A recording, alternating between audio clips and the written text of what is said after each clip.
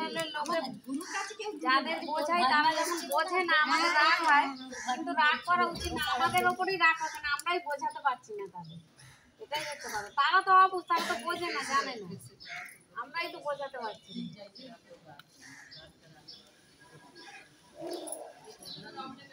চাম্পাটি কি বারে বসে গুরুবার? বৃহস্পতিবার। বৃহস্পতিবার তোমরা কখন যাও? আমরা 12:30টায় ট্রেন ধরি। 12:30 থেকে আছে। তোমার একটা ফোন নাম্বার দিও তো, তাহলে আমি একদিন যাব। ওদিকে আমার শ্বশুর বাড়ির লোক, ওদিকে আমার শ্বশুর বাড়ির লোক আছে সব। আমার ভাবি একদিন দেখতে। হ্যাঁ, তোমাদের নাম্বারটা অবশ্যই দেবে যাবে।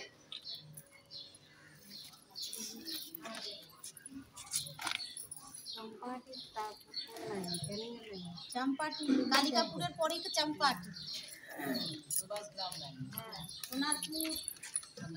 সোনারপুর, বাঘাযতীন, নরেন্দ্রনাথ, তারপরে হচ্ছে কালিকাপুর, তারপরে চাম্পাটি। হ্যাঁ, অনেক দূর, অনেক দূর। ওটা বাপের বাড়ি তো, শ্বশুর বাড়ি, বাপের বাড়ি, মামার বাড়ি সব আছে। আর ওই